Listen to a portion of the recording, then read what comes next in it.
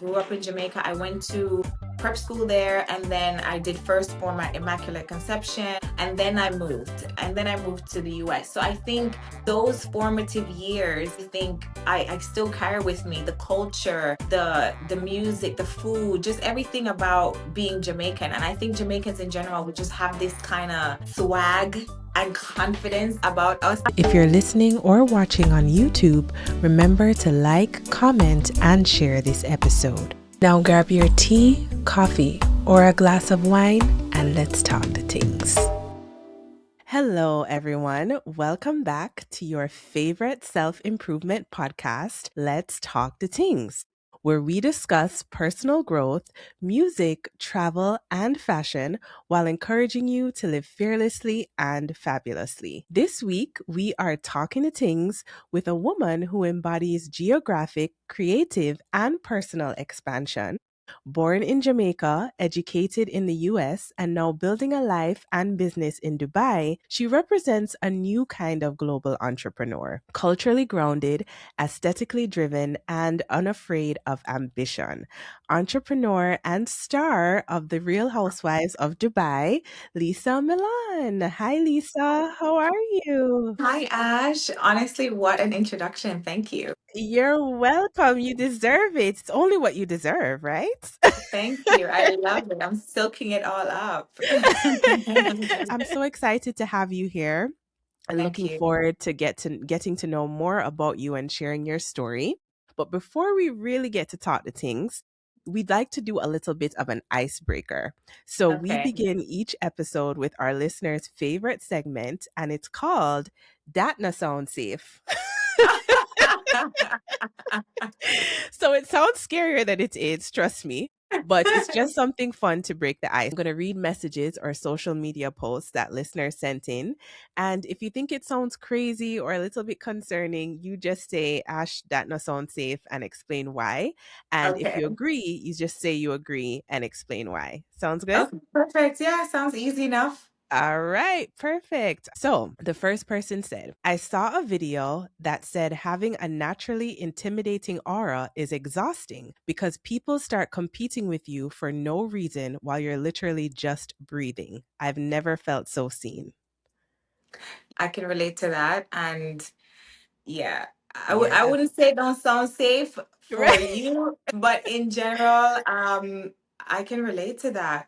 I feel in general, if you have a friend or you have anybody around you who is not uplifting you, not cheering for you publicly and privately, yeah, that not sound safe. Yes. And Yeah. that is key what you said, publicly and privately, right? A lot of times social media, Mhm. it can be bad in some ways, but I think it's good for moments where you say like, okay, it's not just me. Because I Yeah. always found it strange those persons that will congratulate you or compliment you like in your messages, but will never say it in like a public place, you know? Yes.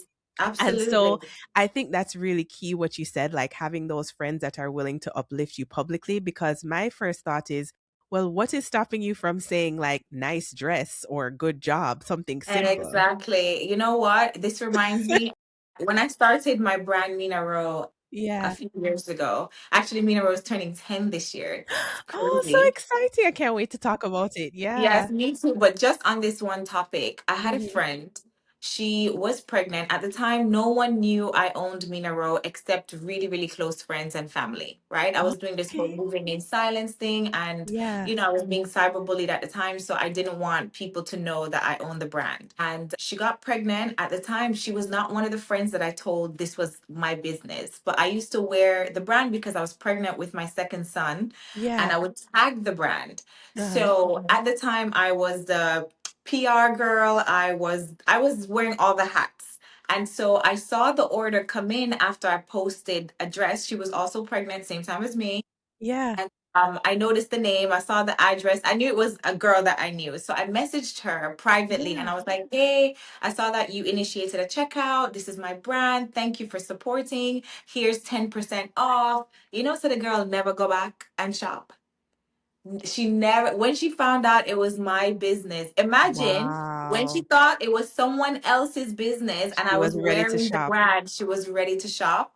And when she found out it was my brand, she did not shop. Fast forward 9 years later, she was coming out with a hairline and she wanted me to Yeah. promote it, and I just ghosted her. But you know, because Yeah, karma's a yeah, and that what goes around come around. But yeah, very, very important. They have to support you publicly and privately. Yes. yeah, that's something that's so relatable for a lot of people because it's like you did that thinking like, "Oh my gosh, she knows when she knows it's me, she's going to be so happy for me naturally because I'm Exactly. assuming that's how you would be if you found out that that was your A friend." hundred. But I think I would have shopped double. Exactly, But right? people are willing, it's so crazy because a lot of times your biggest supporters are people that you don't know. Every time. And Yeah, so this was one of those things. And she showed her true colors, and I'll yeah, never forget it.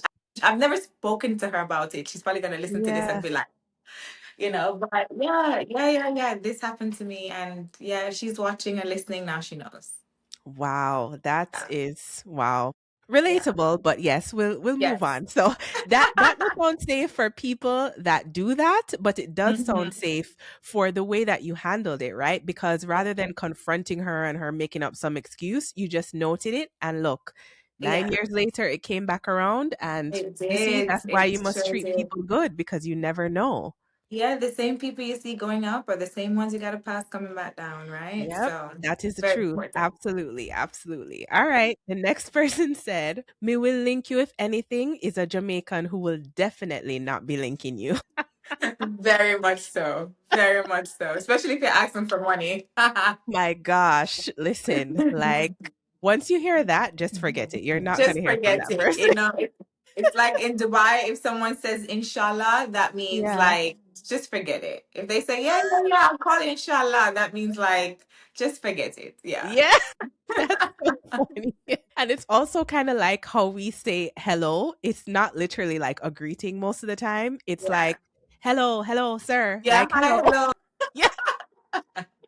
Yes. Oh my gosh, that's hilarious. The next person said, "Sometimes when you're invited, you're still not welcome, and it's important to know the difference."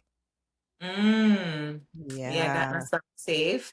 Yep. But yeah, take notes. Yeah. No, definitely. And I think that's interestingly worded because as Jamaicans, as Caribbean women, I feel like when you're a child, your parents are always saying, don't always go to this person's house. And just because they Mhm. say yes, you can come doesn't really mean yes. And that's what I take this to mean. Like, just because someone says, like, Lisa, come over, we'd love to have you, doesn't necessarily mean go because if they're Yes. a bad mind person or they really genuinely don't like you, then they could spin that into, boy, Lisa never has anything to do. She's always at my house and like Yes. she has Yes. nothing to do with her life. And Your meanwhile, mom would they be like, invited you don't have you. nowhere to go, you don't have nowhere, you don't live nowhere. You don't live nowhere. Sometimes, sometimes know you're cute, sometimes know you're cute. Exactly.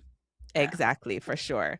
All right, two more. The next person said, sharing locations isn't enough. I need you to wear a GoPro. Okay, that sounds safe. That's Number so one. For the other person, not for you, for the other person. Because right. what? Why? No, Not the that's trust GoPro. issues, not a GoPro. That's trust issues. And if you feel like you need to do that, my Yeah. girl or my youth, Whoever that's is, a red yeah. flag. You need to move on with your life. Yeah. Like you don't trust the person. And I think you can't have a relationship without trust. Whether that's a friendship, whether that's a romantic relationship.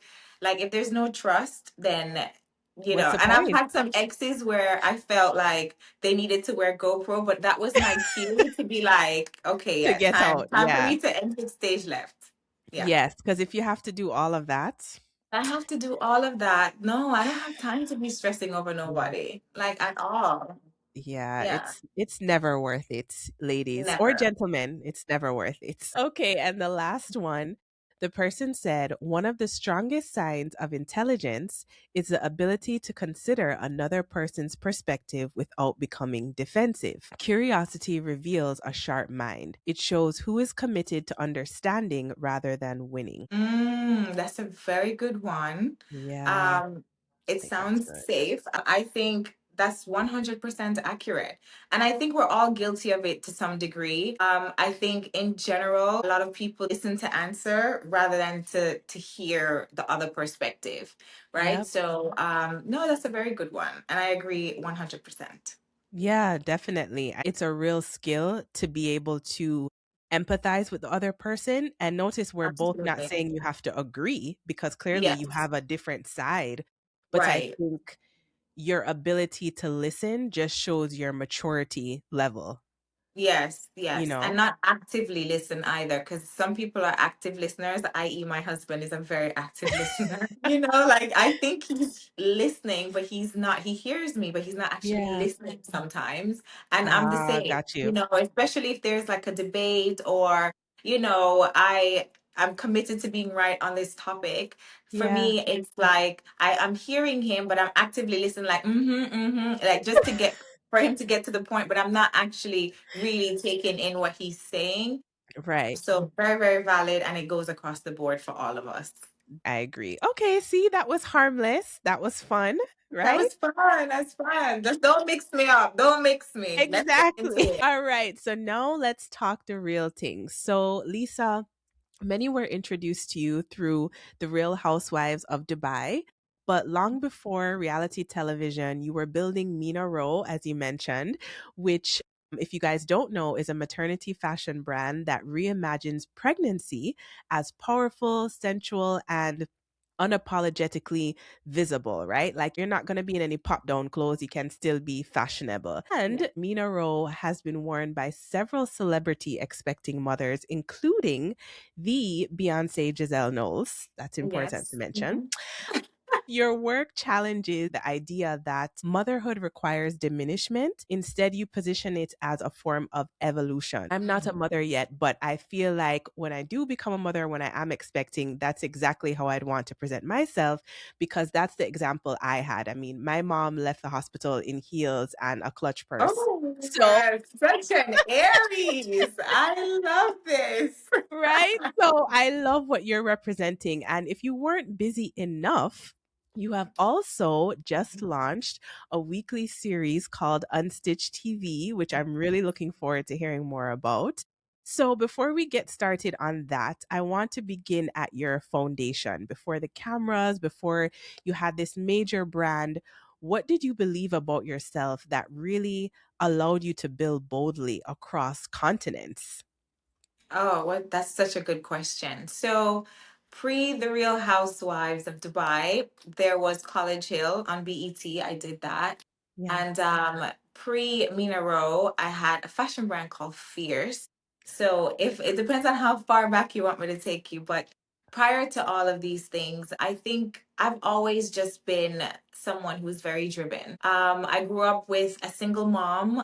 I didn't necessarily see her struggle, like hand to mouth kind of struggle, but I Right. did see her having to overcome a lot of things. She was with my dad for a long time. She was a housewife for a long time, and seeing her go and navigate from being a housewife to a single mom and picking up all the pieces and moving to a new country and thriving in a new environment, I think that was just very inspirational. Mhm. She's always taught me the importance of just having your own and just being you and not completely depending on anyone, whether it's a man, whether it's her, just being self sufficient. And I've always I think from as a little girl, I always knew what I wanted pre manifesting, manifesting, Yeah. um, without knowing all of these things. I always knew what I wanted. I always wanted to be a mom. I always wanted to be a wife, but I always wanted to have my own business. I always wanted to be on TV. Like I always wanted to do all of these things. And I was very vocal about these things when growing up. Ah. Even in past relationships before I became a mom, all my Mhm. exes will tell you she only wanted to be a wife and be a mom. Like I laid down the foundation from day one. And this is me going back as early as 16, like I Wow. always knew these things. And Yeah. I think I just followed through. I'm one of those people that if I say I want to do something, I don't. Well, in my later years, I started procrastinating, but in my earlier time, I was very fearless. I was very, very fearless.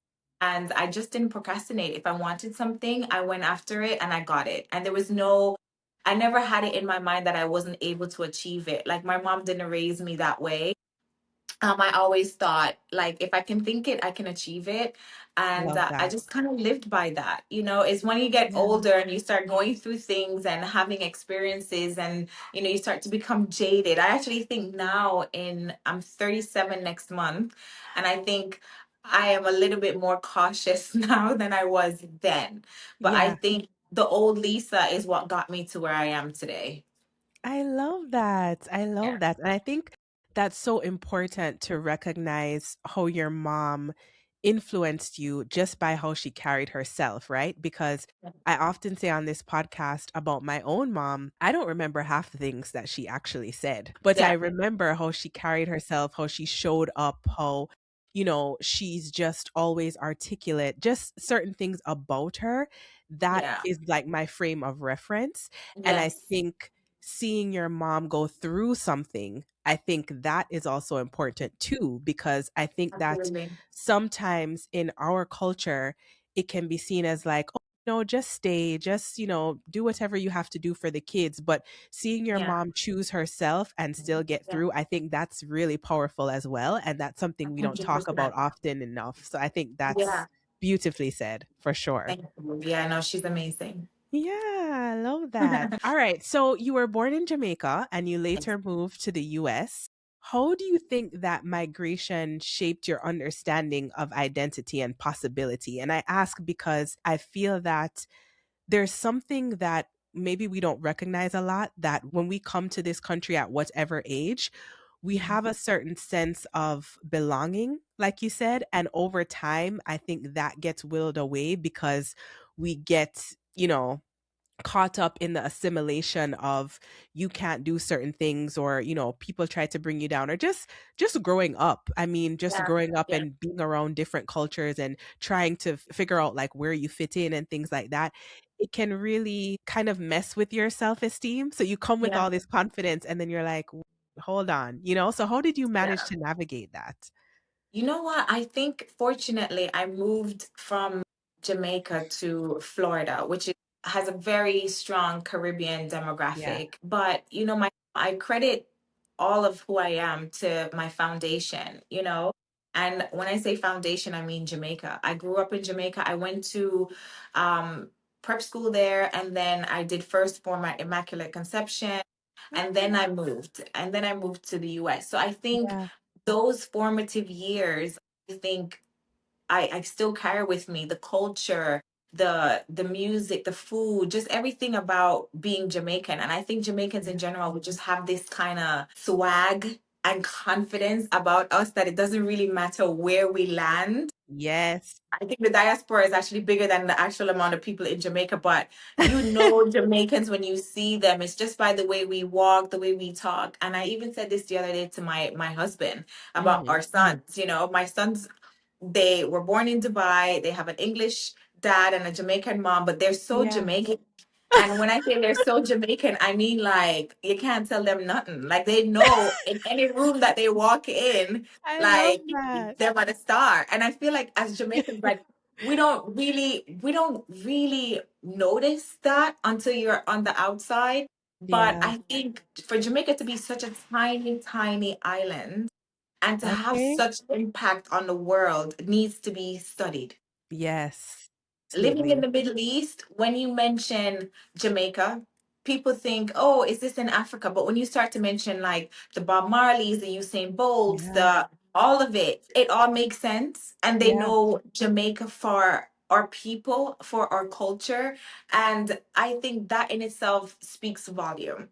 And Yes. so the foundation of me being born and raised in Jamaica, I think, is probably my best and biggest advantage and blessing. When I go to London and I see Jamaicans, it's Yeah. like, I mean, even just the lingo, the British lingo has Jamaican influence. Just say you're Jamaican and the world embraces you in a whole different way. It's honestly so powerful. So, anyways, to wrap Yeah. that up, for me, fortunately, I have that as my foundation, which I think really propelled me to just believing in myself and knowing that I can just do whatever because I'm Jamaican. Yeah. I grew up with my mom and her sisters and my cousins and my brother and all of these family members that I can always lean on whenever I needed things, to having to move all the way to the Middle East for love.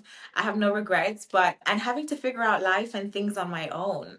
So Yeah. I think all three places and three different transitions definitely shaped me into who I am. You kind of answered this already, but do you feel like you've been able to take your culture and share that with your boys, even though they're not around your family like that? Yeah, like I said, you kind of answered it, but Yeah.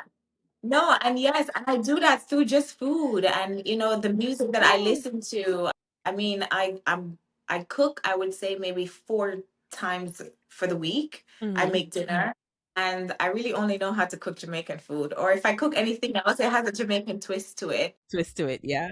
Yeah, so my I remember when my eldest was probably in year one, and I was like, okay, well, now that you're in big school, I'll let you get the card to get big boy lunch. And he came Yeah. back and he was like, Mommy, the food doesn't have seasoning. It's Oh, like little oh little things. gosh. I have to go back to making lunch boxes. But Yeah. it's little things like that. They're very, very proud to be Jamaican. They're very proud to be Oh, English as well. But I think too, as expat kids, that you kind of have to hold on to your own culture, and I think they've really gravitated, besides because they're little footballers, they love yeah. being English for that, but because Yeah. they're also track stars, they love being runners, and they love being Jamaican, and they credit their speed to Ah, their Jamaican genes and I genetics. love that. So Best of both worlds, right? yes, yes, that's what I tell them all the time. That's what I tell them all the time. You have the best of both worlds. But they listen to the Definitely. music. My grandmother, she Oh, still has a very strong Jamaican accent. okay. And so they understand the patois. Yeah. My mom is Jamaican.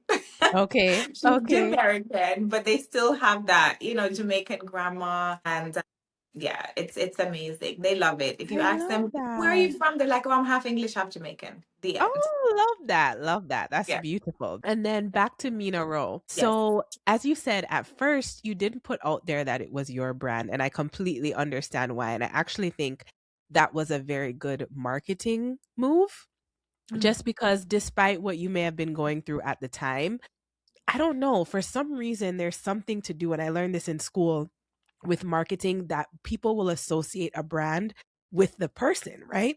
Mm. Excuse me. So I Yes. think that was very smart of you to do, just to kind of make the brand neutral. So the Yeah. brand wouldn't be labeled, a woman's brand or a black woman's brand or a Caribbean woman's brand. Yeah. It was just Mina Roe. It's a brand. You don't know if that's a man. You don't know if it's, a group of women. You don't Exactly. know what the woman looks like. So I think that was great, Yeah. even though you may have had separate reasons. But Yeah. that to me, the styling that you did reframed maternity wear from functional to more like aspirational, meaning what I would think as a pregnant woman you would want to look like, because you'd want to still feel somewhat like yourself, even though you have a life growing inside of you.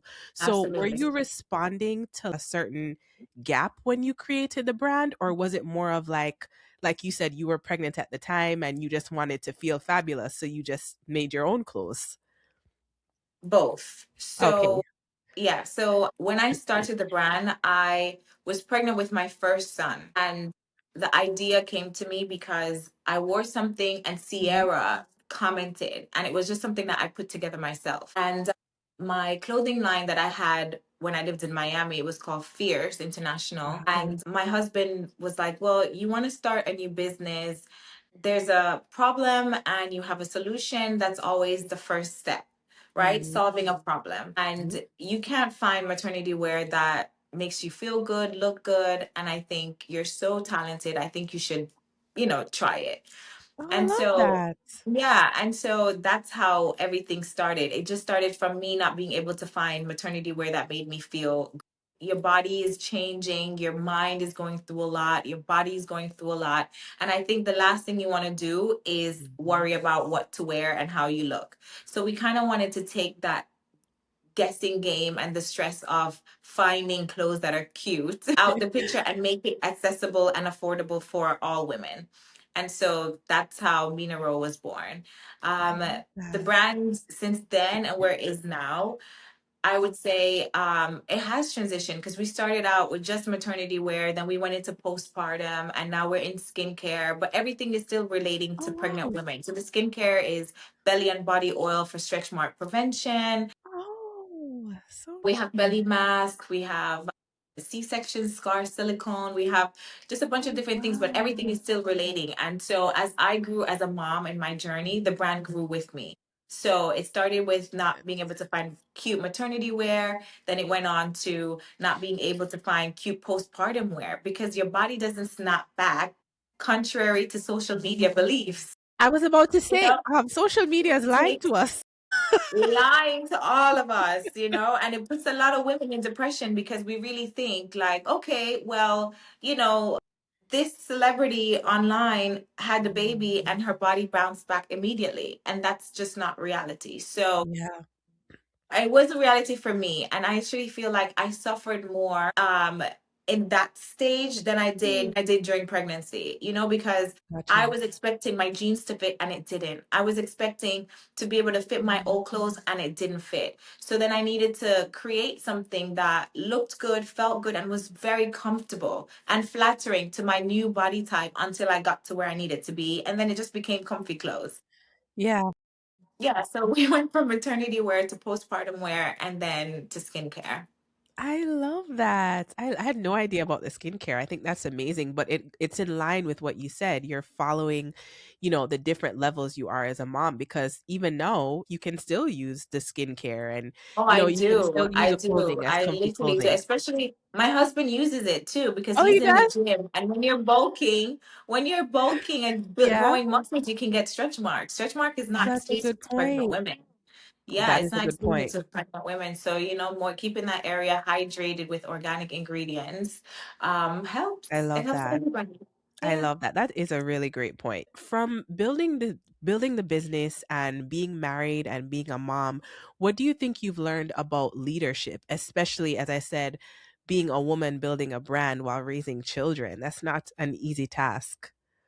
Well, I'll say of the three things, the only place I don't have a leadership role is at home. My kids literally run my life. I'm the one Okay. running behind them, dropping them. I'm their driver, I'm their cook, I'm their maid. I don't feel like I That's have a so leadership funny. role there. No, I'm Okay. joking. I'm joking. You know what? I think three very different hats. Hmm. I think when I'm at work, I think I am very, how do I put this? I'm very strict and hard on myself. I don't give myself a lot of wiggle room for error. Hmm. I think there's no real leadership role in my marriage. I think my husband and I are great partners. Yeah, I think we're equal and in every way, really. He comes to me for business advice. I go to him for business advice. He comes to me Hmm. for parenting advice. I go to him for parenting advice. We're literally such a good team. He is very involved in our children's lives. We split everything except the bills. He pays all the bills. I'm not paying nobody's bills. I'm not that woke. I'm not that forward. I can't No. manage.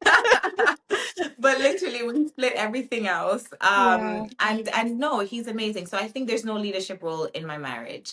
I always say to the kids we have a democracy, but there's some authoritativeness that happens. My kids can voice their opinions, but there are rules.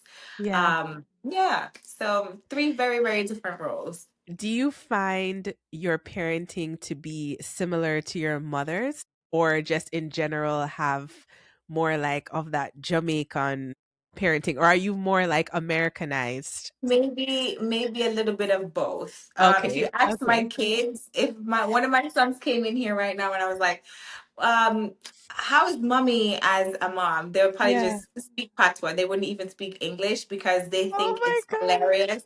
They would say I'm a very Jamaican mom, but Yeah. I don't take pride in that because they always say it like very angry. They're like, what is that for do? You Oh, know? And I'm like, I'm not always angry, so I swear I'm not always I angry. can't But to manage. them, in their little minds, that's what they hear. My gosh. But I think I'm a little I bit of would crack up everything. if I'll bring one of them in a minute.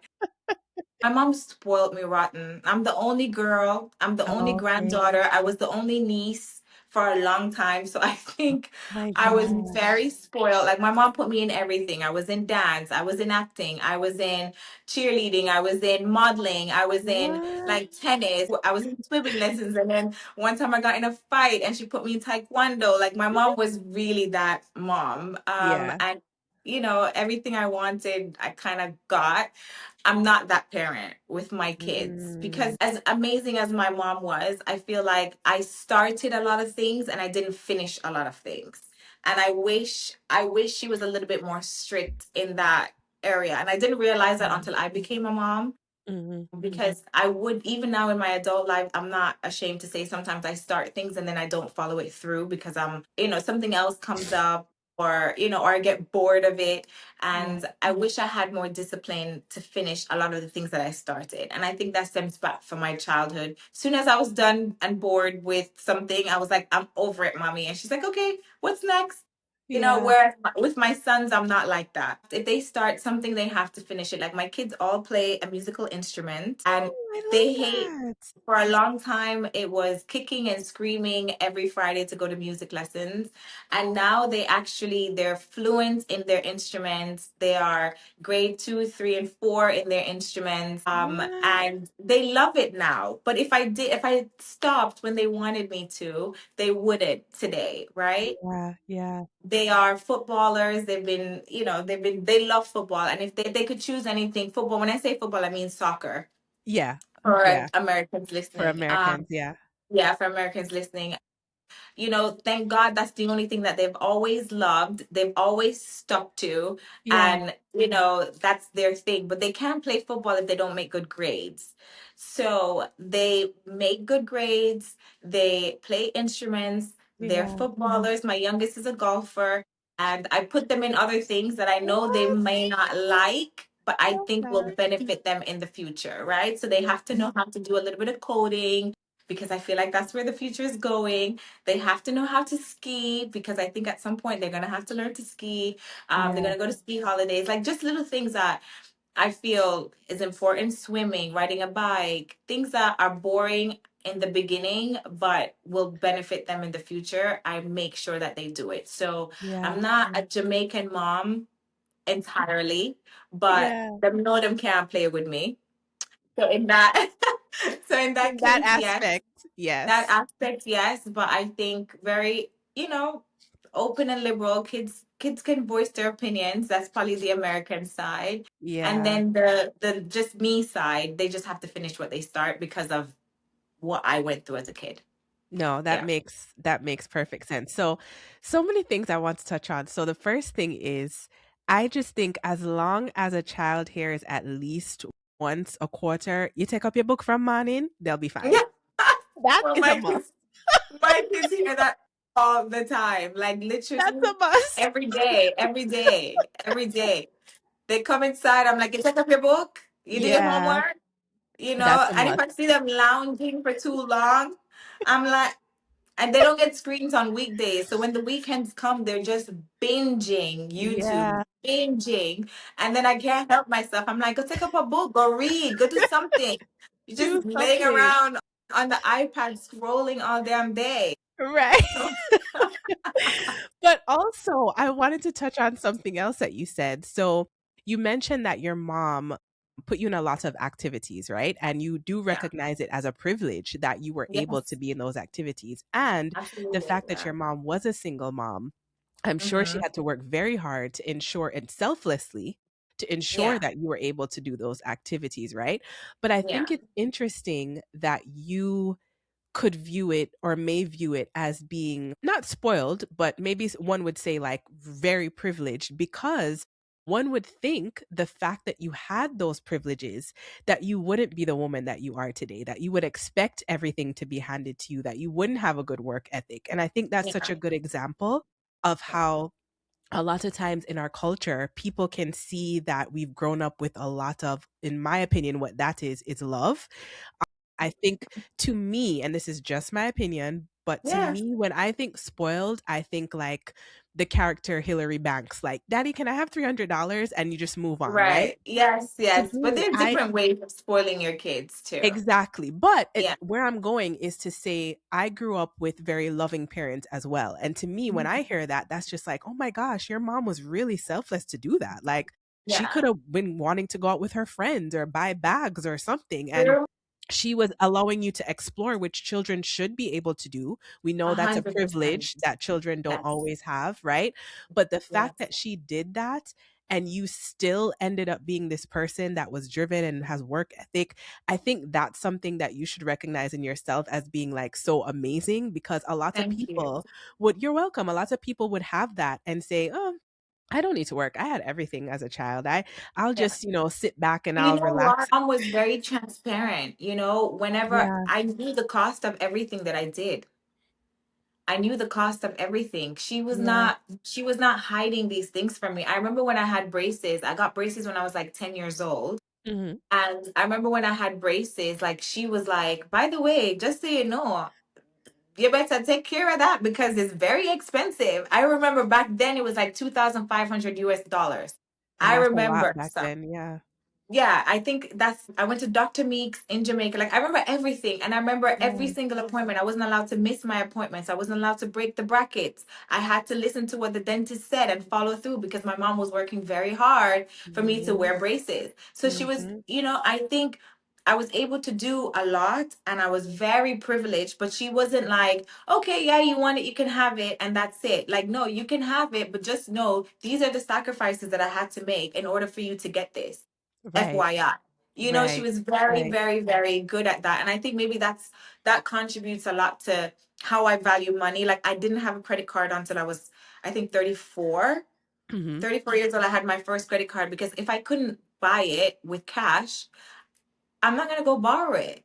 Like I always had that mentality. I was never in Yeah. debt. To this day, touch wood, still not in debt. Even my husband looks at me crazy sometimes, and I'm like, nope, I don't want that property if we can't buy it cash. And he's like, no, that's not that. And so he had to I had to unlearn a lot of things because Ah, when you get to a certain level, you use that as leverage. You leverage this right. and you leverage that, and and you build here and you use the bank's money to do this. But I had a different mentality. Whereas if I can't afford it, if I can't buy it, if I don't have the money in the bank, Yeah. I'm not touching it. But this also goes back to my mom and her spending and the way she saw money and the way I saw money. And even with my kids today, they get to do what they want mostly, but they Mhm. know how much things cost. And they're like, by the way, if you're gonna do this, just know this is how much I'm paying for it. And that comes from my mom, and I Mm. mean they live in Dubai where everywhere they go, I mean, play dates are on super yachts. Like Dubai is like a whole different level Yeah. of bubble, which my Yeah, husband that's and I are difficult. even, it's great because they're not growing up with trauma Right. per se. They're Right. not growing up around violence. They're not growing up, but some of these things, in a lot of ways, are important for when they go off in the real world, right? Because they can't Mhm. be in this bubble forever. And so, Right. because of Right. that, I feel like we're constantly, showing them, like, hey, by the way, you might have gotten that PlayStation 5, but this is how much it costs, and you have to take care of it. And so, just so they understand the value of money, especially in this day and age where all you have to do is tap, you're not really Yes. carrying physical cash, you kind of lose the value of a dollar, Yeah. because you're just tapping, swiping, scanning your face for things. That's so true. That's so It's true. not normal, it's not the real Yeah, world. that is And so so, true. yeah, but just to go back, thank you very much for what you said. You're welcome. But it does go back to credit my mom again because she was very, very, open and transparent Yeah. with me when it came to everything that I did. By the way, I have to pay a dancing fee this week and it's this month. So you better dance and go to the front. Don't let me come show up and you in the back. You get to do these My things, but you have gosh. to. And then, yeah, but then, as amazing as those things were, when I got bored and tired of something, I was just like, Mommy, I don't want to do it anymore. And she was like, okay, fine, Yeah. I'm gonna have to spend money on that next, you know. But Yeah, I wish she yeah. was like, When I played the piano, like my kids now are so good with their instruments. And when they're like, Mommy, can you do it? And I know some of the keys, but I didn't stay Yeah. long enough to be able to play a full song. So I wish she would have been like, No, Lisa, it's uncomfortable and it's difficult, but you need to just follow it through. So that's Yeah. the part where I feel like I can improve with my children. And, she gave the baton and I'm going to pass it on. Yeah, and you're gonna do your own thing with it. I love that. I love that you explain that in more detail just because again, I think that we have experienced a rare privilege as children just to have Mhm. parents or a parent that selflessly allowed us to explore all of our talents. Yeah, I think that's something absolutely. that I can speak for myself, and I feel like you would agree that you grow up thinking is normal, but as Yeah. you grow up and hear other people talk about their childhood, you realize, wait, this is not normal. Like everybody didn't get to play But 5 different instruments and, yes, that's So, so true. But stick a yeah. pin there. Well, it's so crazy. I can guarantee you're going to say you saw the change when you moved abroad. Yeah, of Because course. this is also what my issue is when people speak of immigrants. You know, a Jamaican immigrant child is not the same as an American child in upbringing and everything, right? Like a lot of them think just because you came from Jamaica, who is considered a second world country, that you come from poverty. And that's not true. Jamaican children are exposed to so much at such a young age, from even just the schools. You have the curriculum, and then you have to pay extra to do a million and one other things, whereas some of these things are already included in the Jamaican curriculum, right? Yeah. My life and my upbringing in Jamaica was very different to a lot of my friends in the US. And what they would see as privilege is the norm for most Jamaican children. Yeah. Yeah. Yeah. I think that's definitely one of the unique privileges of growing up in the Caribbean as a whole. First of all, being Jamaican, as many would know, our motto is out of many, one people. So even in Mhm. our own families, we're exposed to different races and different ethnicities. So Yeah.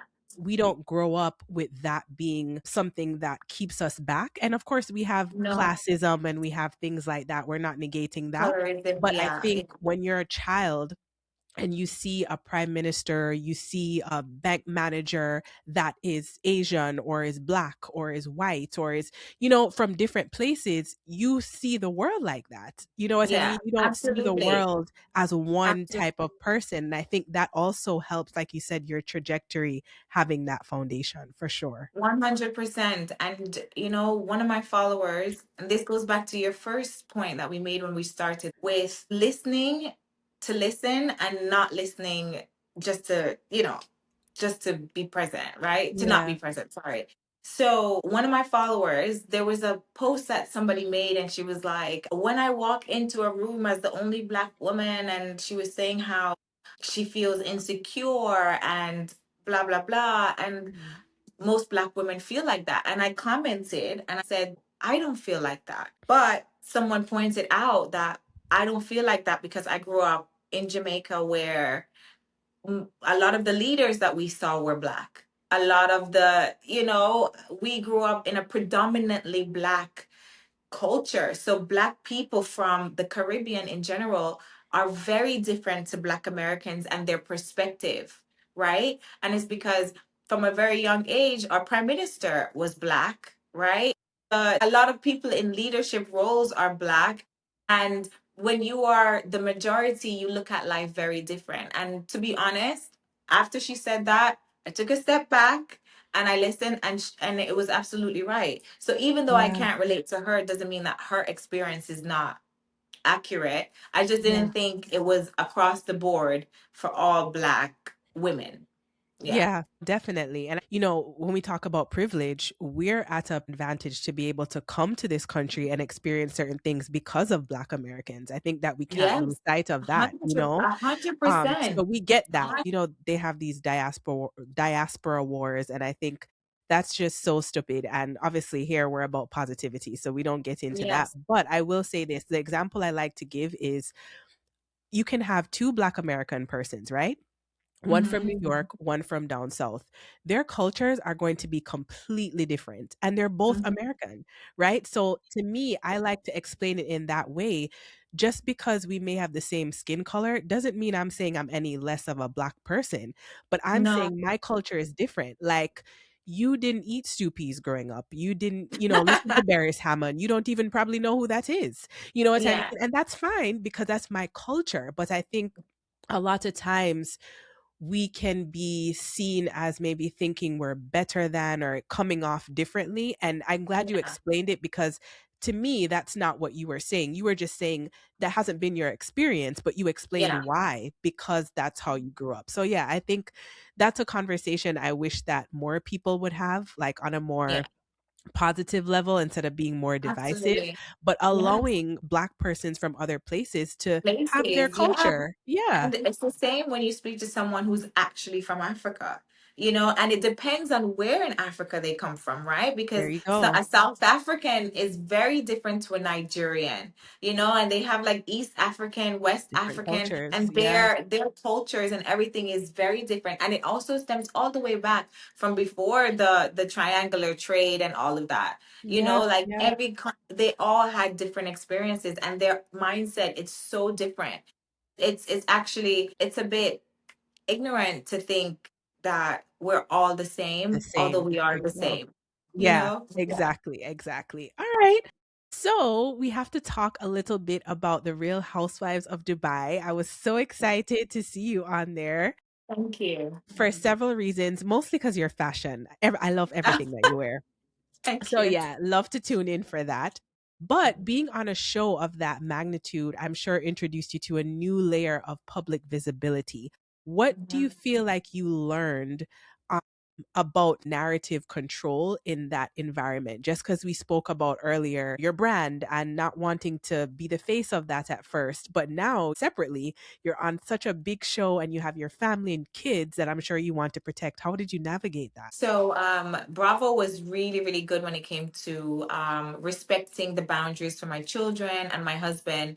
Mm, Um, as it was very clear, Rich was not, you know, the husband that wanted to be on camera all involved. the time. He Yeah. would show up for family scenes and a scene with me just to support me, but he has his own job. He has his own thing going on. Yeah. He likes his privacy, and it was very important for us to protect the privacy of our children as well. So they pop in and out, Yeah. but the show wasn't about them. There was no storylines about them, and I prefer it that way just because they were so little at the time as well. So Yeah. Bravo was amazing with that. They really respected us and I had it in my contract as well. Oh, So perfect. that was, Okay, yeah, great. so that part of it was good. As far as bringing my brand on such a big platform, for me, Mhm. you know what? I did the show with that as my objective, was to Mhm. make the brand become a household name. And Very smart. one of the things I had to do was put my name to the brand, which I never did before the show. Yeah. That was a really difficult decision for me because I was cyberbullied years and years before, and I just felt like I just didn't want anybody to attack my business. I worked so hard and I didn't want that. That was one of the things that happened to me on the show. Like I had women attacking my business, which was very disappointing because I worked so hard. And as women, you know, it's not as easy for us. And I think tearing each other down is just not productive in any way. I'm not saying I'm perfect and that I should be exempt from anybody criticizing my brand, but when you're making up lies, it affects my business. I mean, we paid hundreds of thousands of dollars in marketing to undo some of the damage that was done to my business on Bravo. So that part of it, it was a shame. I mean, I was watching Potomac the other day, and one of the girls has like a excursion thing, and the girls were bashing it. And then I saw online that some of the fans were just posting like negative fake reviews on her business. So you have to be very careful when you bring your business on some of these platforms. It can work for you, it can work against you. I've had both. I've had a successful run for my Mhm. business, and I've also Mhm. had to pay the price of bringing my business on the show. Yeah. Do they outweigh each other? Not really. I think it's equal. Would I do it again? I think no, I would not bring a business onto a TV show ever again. Yeah. Only because I feel like I didn't next in sales with it being on the show. Did sales increase? Absolutely. But did I 10x? No. So with that, I feel like, was it worth it? Maybe not. I think I like it better when no one can attack my business just because they don't like me, you See, know? exactly. Yeah. Yes. Yes. So, Absolutely. so, so yeah, so that was that. But overall, it was a great experience. I Oh, I absolutely love loved that. being on the show. I had so many good times and good memories. And yeah, Yeah. we'll see Love what's to come. that. Love that. So speaking of what's to come, Yes. you have a new venture, Unstitched TV. Yes. Can you tell us a little bit about it? I'm so excited to hear about it. You know what's so crazy? So I've been getting messages for years and years and years with people Yeah. asking me to share how to grow an e-commerce business. And I Oh, have some things that's coming up on Unstitch that I can't give you exclusive to because I'm okay. giving it exclusive to Unstitch, but it's big news Okay. in regards to Mina Roe. Oh, But lovely. I've had so many people email me, can you mentor me? Can you help me? I'm starting a brand or I'm starting an e-commerce business, Yeah. and I've responded to them, but it gets overwhelming. So my agent was like, why don't you just come up with something where you can answer these people? Because when you start talking about business, you just go on and on and on and on and on and on, and you can do it in your sleep. And so I've been meaning to do it for a long time. But one of my New Year's resolution was to not procrastinate, to just stop Ah, procrastinating. And so I'm one of those people where if it's not perfect, I'm like, no, no, no, no, no, I don't want to do it. And it goes back to the childhood, right? Where yeah. if it's not perfect, I don't like it, I just, I'm done with it. Yeah. But this year, one of my New Year's resolution was to stop procrastinating. So it's not a podcast yet. I don't know what it's going to end up being, but I just Okay. wanted to start. I wanted to start, and I'm excited about it because I've gotten a really, really good I Response. got lots of good feedback and response from it. So Love I'm that. excited. It's basically just me sharing everything that I've learned over the last 15 years and Uh-huh. how to build, grow, and a secret, maybe sell, maybe scale Ah, an e-commerce business. So love that's it. that. I'm just really doing it so I can help others, and we'll see where it goes from there. I love that. Well, I will certainly be tuned in every week, and I'm sure Thank everyone you. will as well. I'm looking forward to seeing, what you're able to do with that. Because, yeah, like you said, people are really interested in your looks and your fashion and how you put yourself Thank together. you. And I think it's always good when you are willing and able to share some of that feedback, Yeah, we're that you're not not keeping gatekeeping. that. 2026, no gatekeeping. Exactly, exactly. Yeah. And no procrastination. I'm with you And on that no one. procrastinating. Yes, yes, yes. I've been very intentional about it during this Lent period. Love Yeah, so that. yeah, my kids and I, we sat around the table what we're gonna do. What are we giving up for Yeah. Lent, this season? And Yeah. I told them that I'm completely giving up procrastination. So I if I love that. think it, I'm on it. I'm on You're top of on it. it. As soon as it comes to my mind, I'm getting it done. Perfect. Yeah. Perfect. All right. A couple more questions before our last segment. When you look back at your younger self, that little girl in Jamaica at Immaculate, what would surprise her most about your life now? Ooh, oh, that's a good one. Maybe that I'm a boy mom and not a girl mom. You always thought you'd be a girl mom. I always thought I'd be a girl mom. I'm That's so too girly. I don't even know funny. how I ended up with three sons, which who I love and adore, but I am so girly that it doesn't even make sense. I always thought I was gonna have like six kids and they were gonna be mostly girls. But yeah, I think that's what she would be most surprised about, that I'm not. Because the other day, somebody wrote me on, I think it was my Facebook. I never go on Facebook. Like, it's like there because my Yeah. mom is on it and my aunts and like all the generation above me, they still use Facebook. Yeah. Yeah. But I went on it because I was trying to find a photo. And Yeah. when I was going through it, I went in my inbox because my brother passed away and I was trying to find a Oh, message. Anyways, long story yeah. short, I found a message and it was this girl that knew me when I was little. And she was like, do you remember we were outside playing Dandy Shandy? And you used to always tell everybody, I'm going to be on TV. I'm going to be a housewife. I'm going to be this. And she goes, I just wanted to remind you that you're living exactly what you said when you were 6 or 7 years old. And I My was like, gosh, oh that's my amazing. God, it's crazy. That's Yeah, amazing. I always, I always said these things and I'm doing it. I think one other thing that would probably surprise my younger self is Yeah. me not being as bold as I used to be. I really want to tap into the fearless Lisa. Like I used to just think things and just have no doubt that it would work. Yeah. And I think my procrastination is built around me just feeling like I don't know, I don't want to do it, and then I fail at it, and I never used to Want it think to like be that. So I perfect. think, Yeah. yeah, I want to get rid of just the idea of it being perfect because it will probably never be perfect. So one person's gonna love it, the next person's not, and that's totally fine. And I need to get Exactly. back to doing things for me and not doing it based on what anyone else's opinion's gonna be. And last question before our last segment. When your son, speaking of being a boy mom, when Yeah. your sons look back at your journey one day, what do you hope they understand about that courage that you had to be fully yourself? Oh, that's a God, that was gonna make me cry. I just want them to, and I say this to them all the time, even now, because we live in Dubai and most of the moms around me are stay-at-home moms, which there's nothing wrong with that. I think being a stay-at-home mom is probably the hardest job. I actually always say I get a vacation when I go to my office, that's a Yeah, lot easier. yeah, But I've always said to them, like, daddy works, but mommy works too.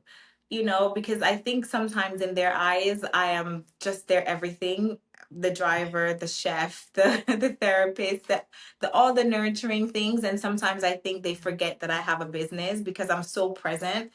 And I want them to look back when they're older and say, you know what? My mom did everything that she said she wanted to do, hmm, and she did it even when the odds were against her. So that's what I would want them to take from me. And when the going gets tough and they're older and yeah. they have a voice that's saying, no, no, no, you're not good enough or you can't do it, or even outside influence, I hope that they always follow their heart and just know that they could do it. I love that. Yeah. Beautiful. Beautifully Thank you. said. Okay, so for our last segment before my thank you, I'm going to ask you a few rapid fire questions, and I would Yeah. like you to answer with the first thing that comes to mind. Okay? Okay. All right. What is your favorite Jamaican meal? Ooh, I would say jerk pork. Okay. What is a scent that reminds you of Jamaica? The beach, like very salty water, reminds me of Jamaica. Yeah. Yeah. What is one business risk that you took that you're proud of? Um, Starting Mina Roe. I Ah, think that was the biggest risk I ever took. yeah, Especially not putting my name to it. I think, I had that really taught me the importance of self-validation, and yeah, moving in silence, which I talk a lot about on Unstitched. That's like so key and so pivotal. Because bad mind is active, and sometimes, you need to not prematurely announce things. So yeah. 100% I would say starting my business. What is your most favorite, I guess, country that you've traveled to? Oh, that's a hard one. I Oh, know. that's such Okay, a your hard top one. two. Your top two? Okay, my top two, I would say Kenya is one of my favorite Ooh, places. I absolutely love nice. Kenya, but I think it's like neck and neck with Cape Town in South Africa. No, Both that's are my so, favorite. I love yeah, Cape both Town. are so beautiful and so rich in culture. Yeah, Absolutely, absolutely love both. So I would put them together. equal. Yeah. Okay. Okay. And final question. What is one Jamaican saying or proverb that you find yourself maybe repeating or referencing all the time? I don't know, that's a hard one. But I always say little but with talawa. And I always say that even in Ah, reference to like, my little son running yeah. around and he beats his big brother and I'm always like, a little but with talawa. Okay, so that's a good one. That's a I good think I say one. that one all the time. All the time. Yes, that's a good Yeah. one. Okay, perfect. All right, so you've already shown me you're easy to cry, so I give everybody a warning, please, because me can't take the tears. Yes, please. But it's just something that I like to do to thank my guest. So, Lesa, I think throughout this conversation, what feels or what felt most compelling about your story is not simply the expansion that you've accomplished, it's really the integration and the fact that you haven't abandoned where you started in order to grow. I think you've shown that you've carried Jamaica into your businesses, onto internationally recognized TV shows, and you've carried motherhood into fashion, which I think is amazing. You've carried this softness into power. And I think that's really a good representation for all women, but especially Caribbean women.